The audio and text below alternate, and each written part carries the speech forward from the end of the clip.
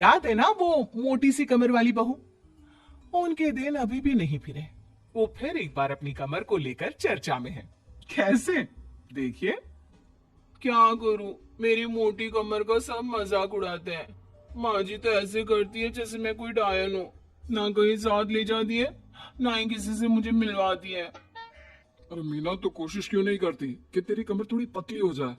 अब देख ना, मेरे ऑफिस में भी उस दिन तेरा कितना मजाक बना था, याद है ना? मीना को पति से ये उम्मीद तो बिल्कुल नहीं थी।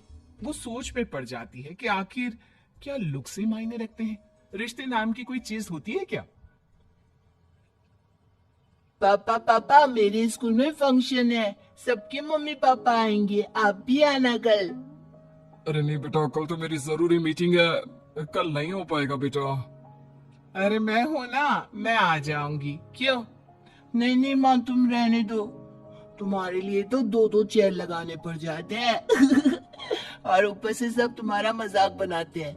ना बाबा ना, मेरे स्कूल में तो आना ही मत।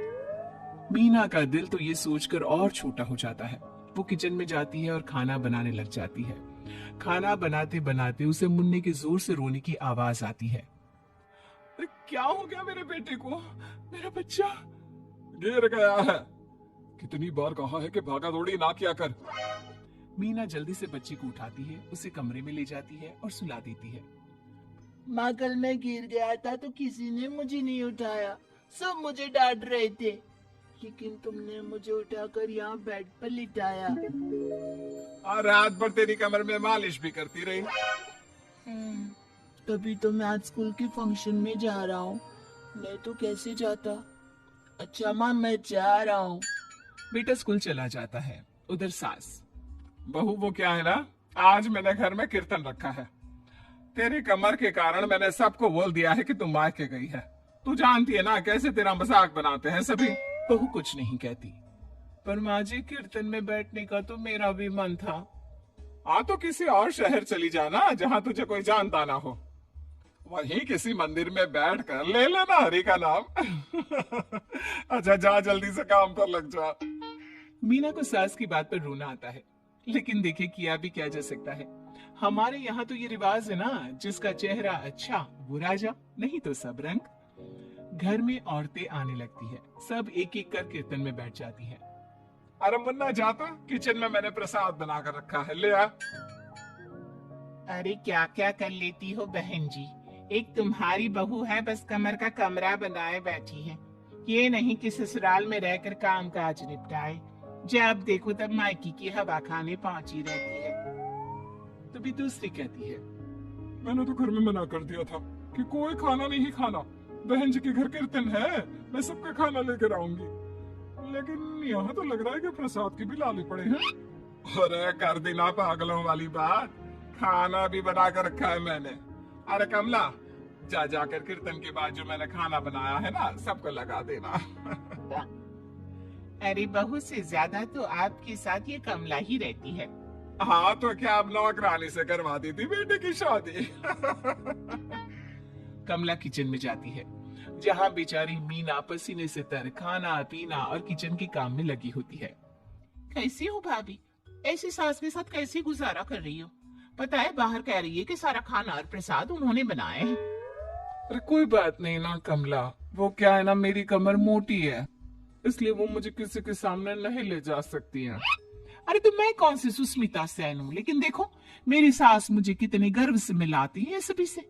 देखो मीना भाभी, आपको सबने ये बता रखा है कि आप अच्छी नहीं हो, सुंदर नहीं हो, लेकिन बात ये कि आपका चेहरा इतना प्यारा है कि क्या कहूँ। पता है भाभी, आपके चेहरे के नूर से तो सारा मोहल्ला रोशन है। मीना को बहुत दिनों के बाद किसी के प्यार के दो बोल सुनने मिले थे। वो खुश हो जाती है और कमला से दिल से बात करने लगती है। पता है कमला, जब मैं कॉलेज में थी ना, तो एक बार मेरी तस्वीर अखबार में छपी थी। मैं फूलों की प्रदर्शनी देखने गई थी, तो वहां किसी ने फूल के साथ मेरी फोटो खींची थी और लिखा था फूल से भी सुंदर। लेकिन अब भी भाभी आप ऐसी हो, फूल से भी सुंदर। अरे कमर मोटी है तो क्या हो गया? क्या सब में सारी खूबियां होती है? अपनी सास को ही देख लो, ऐसा लगता है जैसे चूल्हे में कोयला जल गया हो। भैया भी माना पतले हैं, लेकिन है तो माँ की तरह काले ही ना। वो तो भला हो भगवान का कि मुन्ना आप पर गया है, गोरा और सुंदर। मीना को कमला की बात समझ में आ रही थी। पहली बार किसी ने उससे अच्छे से बात की थी तो उसे रोना आ जाता है। भाभी एक काम करो ना, कुछ दिनों के लिए मायके होकर आओ।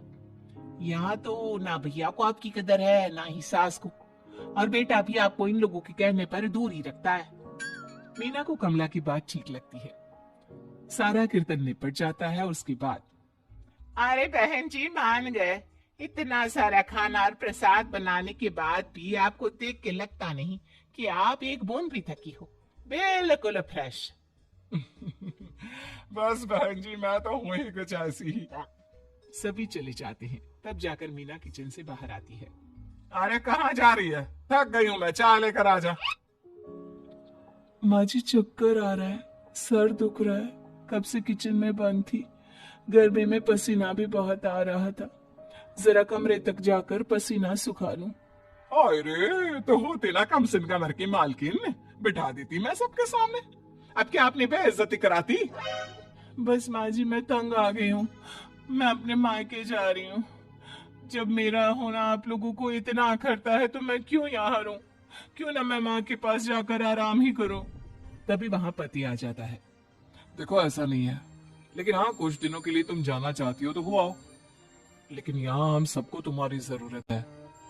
मीना पति की इजाजत के बाद मायके जाती है, लेकिन वहां भी भाभी।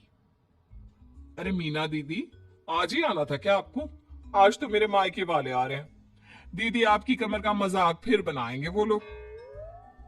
अरे मीना एक फोन तो कर देती आने से पहले।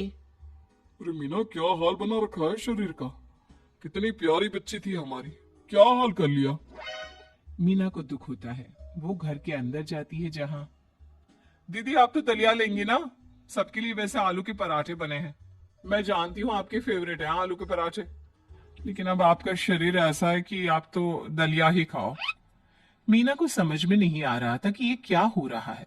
हर कोई जो अपना है वो क्यों उससे ऐसा व्यवहार कर रहा है। मीना दुखी होकर पास में रहने वाली अपनी सहेली के घर जाती है। सहेली का पति बोल पड़ता है, अरे ये कौन है? कौन है ये? मुझे इसी की तो तलाश थी। मीना उसके पति के इस तरह के रिएक्शन से परेशान होकर वापस जा रही होती है कि अरे मीना बिना मिले ही जा रही हो? ये तुम्हारे पति है ना, ऐसे कैसे चिल्ला रहे हैं मुझे देखकर? पता नहीं क्यों जी, मेरी सहेली को देखकर क्यों चिल्ला रहे हो? अरे रीना मेरी फिल्म की हीरोइन मिल गई। यही तो है वो लड़की, प्यारी सी सुंदर सी मोटी कमर वाली। अरे हाँ, मीना तो बिल्कुल उस लड़की जैसी है जो आपकी फिल्म की कहानी है। ये क्या बोले जा रहे हो तुम लोग? मीना मेरे पति बहुत बड़ी फिल्म के डायरेक्टर है, पता है ना तुम्हें? और मैं एक बहुत बड़ी फिल्म बना रहा हूँ शाहरुख खान के साथ। मैं चाहता हूँ कि तुम उसकी हीरोइन बनो। हाँ मीना हाँ, प्लीज ना मत कहना, और इसके लिए तुम्हें करोड़ों रुपया भी मिलेंगे।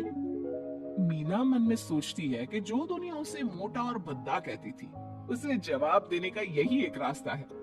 मीना फिल्म में काम करने के लिए हाँ कर देती है और फिर सारे शहर में मीना की फोटो शाहरुख खान के साथ लग जाती है।